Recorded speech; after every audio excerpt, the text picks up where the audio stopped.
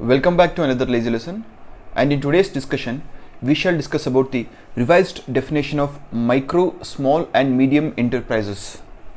This revision of definition was announced by Finance Minister Nirmala Sitharaman as part of the Prime Minister's Athman Bharat Abhiyan. So firstly we look at the revised definition of MSMEs, and later on we'll move at the significance of MSME sector for the GDP of the country, and later we'll discuss what are the benefits available for these industries.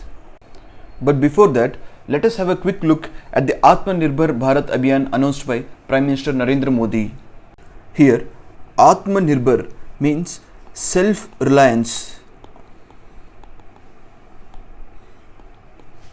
So Atmanirbhar Bharat means self-reliant India. Here, frequent lockdowns imposed in the wake of COVID-19 pandemic has made India realize its potential as the lead player in the 21st century by focusing on self-reliance. As per the Prime Minister, 5 pillars which can make India a self-reliant country are economy with potential for quantum jump, infrastructure that represents modern India, thirdly, technology-driven systems, fourthly, vibrant demography of India, and lastly, full utilization of power of demand and supply. Basically, Atmanirbhar Bharat Abhiyan consists of rupees 20 lakh crores package, which is nearly 10% of the India's total GDP. Few measures which are already announced by the RBI and government are part of this package, and the Abhiyan mainly focuses on land, labor, liquidity and other laws. The Abhiyan mainly caters to the needs of laborers, middle class, cottage industry and MSMEs. So as part of this Atmanirbhar Bharat Abhiyan, Finance Minister announced the first set of measures yesterday, which included the revision of definition of MSMEs in the country. The new definition of MSMEs as per the government mainly consists of 3 changes. Firstly, there is the revision of investments criteria, in which investments have been revised upwards. Secondly, turnover criteria has been established to define or identify MSMEs. And thirdly, there is the elimination of distinction between manufacturing and services enterprises. Let us now look at the changes introduced one by one. Firstly, as per the earlier definitions, there was a clear classification between manufacturing enterprises and service enterprises. So basically, industries or enterprises were differentiated based on their investments in plant and machinery equipments. So micro industries were those where the investment was within 25 lakhs and small between 25 lakhs to 5 crores. And industries with the investment ranging between 5 crores and 10 crores were termed as medium scale industries. And enterprises with investment above 10 crores were called as large scale industries.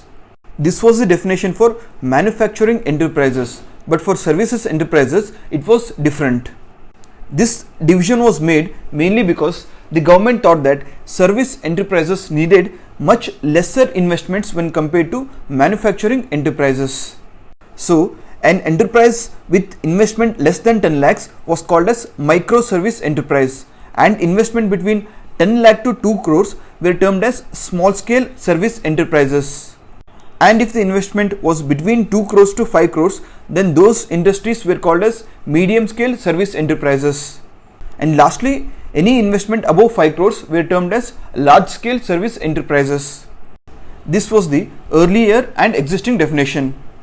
Now as per the new definition, firstly, investment limit has been revised upwards. And second, the differentiation between manufacturing and service enterprises has been eliminated. And lastly, a turnover criteria has been introduced. So as per the new definition, an industry can be called as micro if the investment made is within 1 crore and has a turnover within 5 crores. Similarly, if the investment is between 1 crores and 10 crores and turnover between 5 crores to 50 crore rupees, then it is called as small scale enterprises. Suppose the investment is between 10 crores to 20 crores and turnover between 50 to 100 crore rupees, then such enterprises are called as medium scale enterprises. But what are the main differences between a manufacturing unit and a service unit? Basically, there are two primary distinctions between these two categories. Firstly, manufacturing organizations produce physical and tangible goods that can be stored in inventory before they are needed. But in case of service organizations, the goods produced are intangible, which means they cannot be produced ahead of time.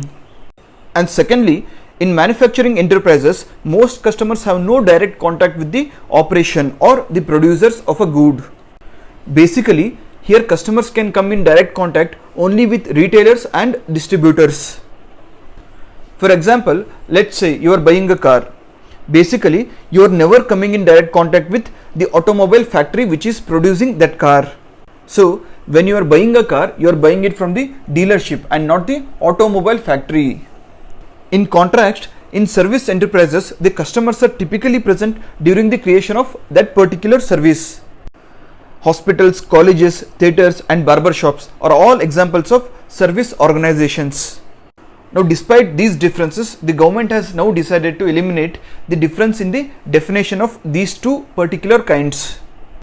Now, you may ask one question: why these measures or the revision of definition was necessary in the first place? The first reason is that this definition or the existing definition is based on the MSME Development Act of 2006.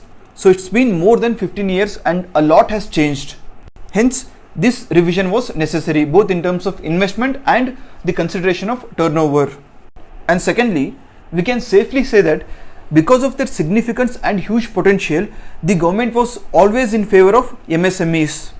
So compared to larger industries, the MSME sector received various benefits and advantages from the government. The main benefits are basically due to the MSME registration, the bank loans become cheaper as the interest rate is very low, which is around 1 to 15%, much lower than interest on regular basis. Besides, there are also various tax rebates offered to MSMEs. Further, there are many government tenders which are specifically only open to MSME industries.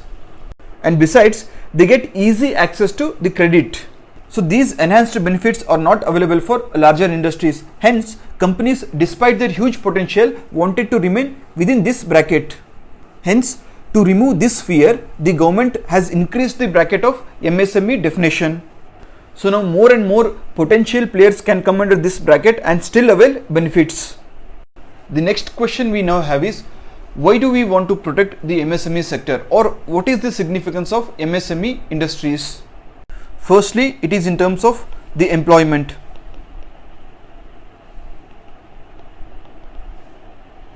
Firstly, MSME sector is the second largest employment generating sector after agriculture in India. Nearly 120 million people are involved in this sector. And secondly, with around 36 million units in the country, MSMEs contribute around 6.11% of the manufacturing GDP and nearly 24.63% of the GDP from service activities. And thirdly, MSME sector contributes around 45% of the overall exports from India. Besides, this sector mainly promotes inclusive growth. How? By providing employment opportunities in rural areas. And therefore, we can say that Indian MSME sector is the backbone of the national economic structure. And because of this significance, the government from time to time brings in schemes which are specifically aimed at the development of MSME sectors. Few examples are Udyam Mitra Portal, MSME Samadhan, Digital MSME Scheme, Prime Minister Employment Generation Program, etc. So that's it for today. Thank you.